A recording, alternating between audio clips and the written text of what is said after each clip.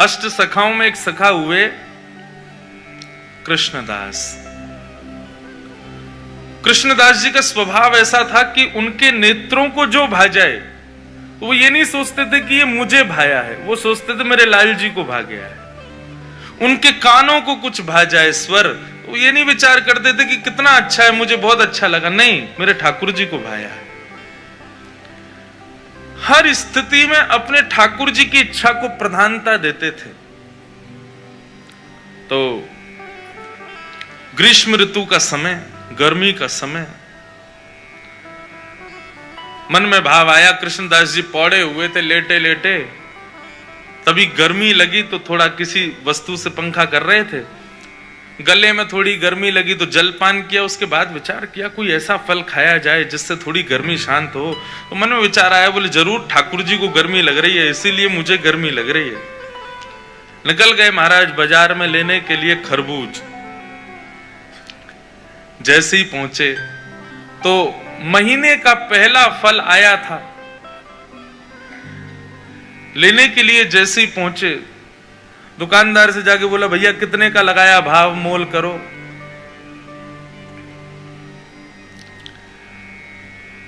दुकानदार ने जो भी भाव था उसका 1 रुपया 2 रुपया बताया, बोले इतने का है, लो। यहां कृष्णदास जी खरीदने लगे, इतने में ही राजा के सैनिक आ गए। सैनिकों ने आकर कहा, बोले नहीं, महीने का पहला फल है, पहले राजा की सेवा में जाएगा, बाद में किसी मंदिर मठ में जाएगा। कृष्णदास जी बोले यहां तो हमारे लाल जी की नाक कट जाएगी अगर ये फल राजा के यहां गया तो। महीने का पहला फल है, ठाकुर जी की सेवा में जाना चाहिए। अब इनको प्रवचन क्या सुनाऊं मैं? ये राजा के यहां रहने वाले लोग, इनमें बुद्धि विवेक तो होता नहीं है, केवल तनख्वाह के लिए राजा की जय जयकार करते हैं। हमारे यहां तनख्वाह थोड़ी देते हैं ठाकुर जी, हम तो फिर भी जय जयकार करते हैं। ये राजा के लोग, इसको क्या समझाऊं मैं? कृष्णदास जी उनको समझाते तो बात बिगड़ जाती। कृष्णदास जी ने बोला भैया देखो, पहले हम आए तो हमको देना चाहिए। दुकानदार बोला पहले आप आए हो, लेकिन अगर इनको नहीं दिया तो ये दंड दे सकते हैं मुझे, राजा के लोग हैं, मैं तो इन्हीं को दूंगा। कृष्णदास जी बोले अगर हम तुमको दुगना रुपया दें तो? 1-2 रुपए की चीज की अगर हम 5 रुपए दें तो भी नहीं दोगे? तो उसका मन थोड़ा लोभ में आ गया। उसने कहा भैया देखो, आप भले ही राजा के यहाँ से, लेकिन राजा सबका भला चाहता है ना, अगर इनकी वजह से मेरे घर की रोटी बढ़िया आ जाए तो फिर मैं इन्हीं को दे देता हूं, ये 4 रुपया दे रहे हैं। राजा के सैनिकों ने कहा हम पे कोई कमी है क्या, हम 10 रुपया देंगे, लाओ अब हमको दो। 10 रुपया बोला तो कृष्णदास जी बोले हम 15 रुपया देंगे। अच्छा एक और बात बताऊं, जेब में लाए 2 ही रुपया थे कृष्णदास जी लेकिन भक्ति में विचार नहीं करना होता ना, यही तो हम सिखा रहे हैं आपको। लाए 2 ही रुपया थे, लेकिन बातें देखो। सैनिक बोले भाई राजा की नाक कटेगी, सुनो 20 रुपया देंगे, फल हमको दो। कृष्णदास जी बोले 25 देंगे, बिना विचार किए हमको दो। करते करते करते महाराज मोल पहुंच गया 90 रुपए पे। कृष्णदास जी सीधे बोले हम 100 रुपया देंगे, अब तो हमको देना ही पड़ेगा। फल वाला सोच रहा है ये जल्दी ले में, और मैं यहां से जाऊं, मेरी तो छुट्टी, अब तो 1-8 साल अगर दुकान नहीं भी लगाऊंगा तो चलेगा, 100 रुपया मिल रहे हैं, उस समय बहुत होते थे। जब 100 रुपए पर अंक पहुंच गया कृष्णदास जी का, सैनिकों ने बोला कि भाई देखो, हम भले ही मोल भाव तो लगा रहे हैं, अपने राजा की नाक बचाने के लिए रुपया बढ़ाते तो चले गए, लेकिन अगर राजा ने पूछा कि फल कितने का आया और हमने कहा 100 रुपए का, तो राजा तलवार निकाल के सर धर से अलग कर देगा। बोले राज संपत्ति को तुम कुछ सोच ही नहीं रहे हो कि 100 रुपए का फल लाए हो। अंत में राजा के सैनिकों ने हाथ खड़े किए, बोले इन्हीं को दे दो, हमको नहीं चाहिए। दुकानदार बोला लाओ 100 रुपया। कृष्णदास जी बोले देख भाई, तू मोल निकाल के, तू ये फल निकाल के रख दे, बस हम लेके आ रहे हैं, चाहे कैसे भी लाएं लेके आएंगे, लेकिन इसको रख दे। तुरंत गए, ना जाने क्या क्या वस्तुएं सब लगा करके बेच करके 100 रुपए का फल लेकर के गए। ले जाकर के जैसे ही रसोई घर में पधराया। अच्छा हमारे यहां वृंदावन में बंधुओं आज भी एक नियम है, बहुत सावधानी से सुनना। ठाकुर जी के 12-1 बजे मंदिर बंद हो जाते हैं। हम लोगों को ऐसी विचारधारा है कि ठाकुर जी शयन कर रहे हैं, लेकिन नहीं, ये वृंदावन में दोपहर में मंदिर बंद होने का रहस्य शयन करना। ठाकुर जी शयन में नहीं जाते, हमारी आपकी तरह नहीं रोटी खा के पड़ गए। ठाकुर जी गौचारण के लिए जाते हैं उस समय। तो कभी भी आज के बाद वृंदावन में ये हो कि भाई 12 बज गए 1 बजे, तो किसी से ये नहीं कहना ठाकुर जी शयन कर गए। कई लोगों को मैंने देखा 1 बजे मंदिर पर, अब तो बिहारी जी के शयन हो गए। नहीं, शयन रात्रि में होता है, दोपहर में तो ठाकुर जी वनचारण के लिए जाते हैं, वन में गए, गौचारण करने गए। और उसका प्रत्यक्ष प्रमाण यह है कि जब ठाकुर जी का उत्थापन होता है 4 बजे के आसपास मंदिर खुलते हैं, तब ठाकुर जी का फलों का भोग लगाया जाता है। क्यों? इस भाव से कि ठाकुर जी वन में हैं और भिलनियां भोग लगा रही हैं। वन में कोई पके हुए पदार्थ तो मिलेंगे नहीं, तो इसलिए फल का भोग लगाते हैं। तो आज के बाद कभी भी दोपहर में ठाकुर जी का जब मंदिर बंद हो, तो उस समय भाव क्या है कि ठाकुर जी इस समय वनचारण में, यमुना के तट पर घूमने गए, भांडीर वन गए, गैया चरावे नंद बाबा की। इसीलिए कई जगह आपने देखा, देखो सेवा के भी बड़े भाव हैं। श्रीनाथ जी की सेवा, हम छोटे ठाकुर जी की सेवा करते हैं, श्रीनाथ जी की। श्रीनाथ जी की सेवा में गैया और ये बच्चिया, ठाकुर जी के खिलौने, ये पूरे दिन ठाकुर जी के सामने नहीं रखते। ये केवल तब रखते हैं जब ठाकुर जी का राजभोग हो जाता है। सब लोग इधर देखो, इधर देखो, यहां देखो, कथा सुनो। देखो, समय 3 ही दिन है आपके पास और मेरे पास भी। कोई कितनों चिल्लावे, आवे जावे, कूद पड़े आपके ऊपर, आप अपनी दृष्टि यहां से मत हटाना। दृष्टि और कान ये दोनों बस यहीं रखना। तो हमारे यहाँ नियम है ब्रज में कि ठाकुर जी के आगे गैया, ठाकुर जी के आगे खिलौने, ठाकुर जी की लकुट वगैरह, ये सब राजभोग के बाद दराई जाती है। क्यों? कि अब ठाकुर जी तैयार हो गए वन में जाने के लिए। तो आज भी नियम से सेवा वैसी चलती है, पूरे दिन गैया आदि नहीं रखते ठाकुर जी के आगे। और फिर हर मंदिर की व्यवस्थाएं अलग हैं। राधा रमन जी की अलग है, राधा वल्लभ जी की अलग है, बिहारी जी की अलग है, श्रीनाथ जी की अलग है, गोविंद देव जी की अलग है। पर सब जगह भाव यही है कि दोपहर में ठाकुर जी गौचारण के लिए जाते हैं। कृष्णदास जी दोपहर में फल ले आए, रसोई घर में लाके फल रख दिया। रसोईया जी को बता दिया जाके, बोले हमने जो है वहां रसोई घर में फल रखा है, अभी उत्थापन में ठाकुर जी को खरबूज का ही भोग लगाना।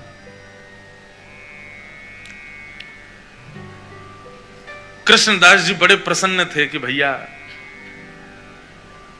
महीने का पहला फल ठाकुर जी की सेवा में आएगा, ठाकुर जी पाएंगे, आनंदित हो जाएंगे। रसोईया स्नान ध्यान करके जैसे ही रसोई घर में गए, पूरी रसोई खोज ली, लेकिन महाराज फल नहीं मिला, कोई ले गया उसको वहां से। बाहर आके कृष्णदास जी से कहा, बोले कि कृष्णदास जी अंदर तो फल है ही नहीं। बोले अरे मैंने वहीं रखा है। बोले मैंने देख लिया, कहीं भी नहीं है, सब जगह खोज लिया महाराज, फल तो कहीं चला गया, उसको कोई और ले गया। कृष्णदास जी बड़े व्याकुल हो गए। बोले एक तो मैं अपने लाला की नाक बचावे के काजे राजा के सिपाहियन से लड़ झगड़ के लायो, 2 रुपया के फल को 100 रुपया को लेके आयो, कितनी वस्तु बेच के आ गए हो। इस बात का दुख नहीं कि इतना महंगा लाया, इस बात का दुख नहीं कि इतना लड़के लाया, इस बात का दुख कि ठाकुर जी उसको पा ना पाए, कोई और ले गया। बड़े दुखित बैठे थे मंदिर के अंदर। उत्थापन का समय अन्य फलों का भोग ठाकुर जी को लगा दिया, लेकिन कृष्णदास जी का मन बड़ा विचलित। पुजारी जी आए, बोले कोई बात नहीं, अब हमने अन्य फलों का भोग लगा दिया है, अब फिर कभी कृष्णदास जी, अब कृष्णदास जी किस किस को बताएं। अच्छा एक और बात बंधुओं, जो बात बात पे ये बताए ना, मैं तो ये करके लाया था, मैं तो इतनी मेहनत से लाया था, समझो उसको इस बात से चिंता नहीं कि ठाकुर जी ने धारण नहीं की, उसको इस बात की चिंता कि मैंने मेहनत की थी। कृष्णदास जी को ये चिंता ही नहीं थी कि मैंने कितना श्रम किया, उनको ये चिंता थी ठाकुर जी ने पाया नहीं। रोते रहे, सब समझाते रहे कृष्णदास जी को। उत्थापन का भोग जब अनवसर हुआ और पुजारी जी ने बाहर आकर के जैसे ही कपाट खोलने की घोषणा की, सब दर्शनार्थी खड़े हो गए। कृष्णदास जी के भी नेत्र लाल पड़े थे। जैसे ही कपाट खुले तो क्या पाया ठाकुर जी के उर्द बाहु के ऊपर वही फल रखा जाता जो कृष्णदास जी लेकर के आए थे। रसोईया लाता उससे पहले ठाकुर जी रसोई घर में जाके ले आए उस फल को और अपनी भुजा में ला करके धारण कर लिया। जैसे ये दृश्य कृष्णदास जी ने देखा, मूर्छित हो गए, भाव में प्रवेश कर गए और ठाकुर जी के बार बार बलैया लेने लगे। जय हो नाथ, साचो प्रियतम आप ही हो, बिन गोपाल को नहीं अपनो, जासों कीरत रहिए। सूरदास जी कहते हैं संसार के प्रेमी लोग कितना भी प्रेम का आप उनके सामने बखान कर दो, कितना भी अपना प्रेम उनके सामने उजागर कर दो, कभी ना कभी उसका त्याग कर देंगे। लेकिन ठाकुर जी आपके प्रेम को हृदय से लगा करके रखते हैं। इसलिए मैं कथाओं में कहा करता हूं, ठाकुर जी को 56 भोग प्रिय नहीं, ठाकुर जी को इत्र प्रिय नहीं, ठाकुर जी को चंदन प्रिय नहीं, ठाकुर जी को दुनिया भर की पोशाक प्रिय नहीं, सोने चांदी हीरे जवाहरात प्रिय नहीं, अपने प्रेमी भक्त का भाव प्रिय है। उसका भाव कैसा, उसका भोग ठाकुर जी लगाते हैं। 56 भोग है, इससे ठाकुर जी को कोई अभिप्राय नहीं। इसलिए भैया भक्ति का पहला सूत्र अपना लीजिए कि भक्ति विचार का विषय नहीं है, विचार नहीं करना है। आप विचार मत करो, बस जो करना भाव मन में आ गया बस कर दो, ठाकुर जी सब संभाल लेंगे। ये विचार उत्पन्न होना और फिर स्वयं को उसके ना योग्य मान करके उस क्रिया को ना करना, ये ठाकुर जी की परीक्षा है। पहले तो आपके हृदय में ऐसा विचार उत्पन्न करा देंगे कि ऐसा ऐसा मुझे उत्सव करना है ठाकुर जी का, और फिर बाद में आप सोचो अरे हम पर धन तो है ही नहीं, हम तो कर ही नहीं पाएंगे। आप जैसे ही उस भाव से पीछे हटे, ठाकुर जी आपको परीक्षा में फेल कर देंगे। फेल क्यों? विचार कर रहा है। रैदास जी का चरित्र सुना है? जब ठाकुर जी उनकी सेवा में आए ना, तो रैदास जी अपने ठाकुर जी को, रैदास जी का स्वभाव था कि वो तीर्थों में ही घूमते रहते थे, लेकिन जब से ठाकुर जी सेवा में आए तब से उनका तीर्थ छूट गया। क्यों? ठाकुर जी को समय पे भोग नहीं लग पाता, ठाकुर जी को यथा उचित स्थान पे बैठा नहीं पाते, क्या करें, तीर्थ जा ही नहीं पा रहे थे। तो रैदास जी ने ऐसा बना लिया, अपनी कुटिया में ही अलग अलग तीर्थों के नामों से पर्चियां लगा दी और रोज ठाकुर जी का श्रृंगार करके कहते, कहो लाल जी कहां चलोगे? अच्छा तो आज रामेश्वरम जाना है। ठाकुर जी की चौकी उठाते, नेत्रबंद करते, ओहो देखो कितना सुंदर समुद्र बह रहा है, देखो ठाकुर जी रामेश्वर नाथ भगवान का अभिषेक चल रहा है, लोग ओम नमः शिवाय का उच्चारण कर रहे हैं, और ठाकुर जी की चौकी 2-4 बार ऐसे घुमा के रामेश्वरम जहां लिखा होता है तो वहीं बैठा, पहुंच गए रामेश्वरम, जय हो, बोलो भगवान शिव की जय हो। रामेश्वरम पहुंच गए ठाकुर जी, और फिर नेत्र बंद करके अपने ठाकुर जी को ही बताते, देखो ठाकुर जी अब हम धनुष कोड़ी पे घूम रहे हैं, अब देखो रामेश्वर भगवान के स्फटिक शिला के दर्शन कर रहे हैं, रामेश्वरम में कितने सारे कुएं हैं, हम उनमें स्नान कर रहे हैं, बैठे अपने गांव में हैं, अपनी कुटिया में हैं, लेकिन ठाकुर जी के प्रति भाव क्या रख रहे हैं कि हम रामेश्वरम में। रैदास जी की इस भक्ति का यह स्वरूप हुआ कि जेठ के महीने में अति गर्मी के अंदर यदि रैदास जी अपने ठाकुर जी को तैयार करके चलो ठाकुर जी बद्रीनाथ चल रहे हैं, तो जैसे ही ठाकुर जी की चौकी बद्रीनाथ में रखी जाती ना, उनके गांव में जेठ के महीने में बर्फ गिरने लग जाती थी। गांव के लोग जेठ के महीना में 100 लोड के घूमते, कोई पूछता कहां गए हो, बोले जरूर रैदास के ठाकुर जी आज बद्रीनाथ गए होंगे, यही मारे बर्फ गिर रही है।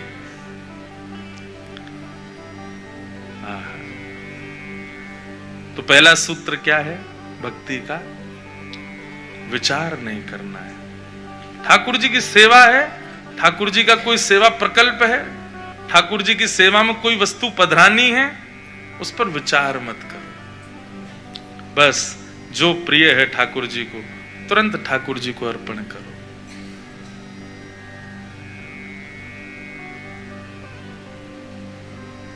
आज्ञा गुरुणाम अविचारणीया। सूरदास जी गाते हैं, भरोसो दृढ़ इन चरणन केरो भरोसो, दृढ़ इन चरणन भरोसो, दृढ़ इन चरणन केरो भरोसो, दृढ़ इन चरणन केरो।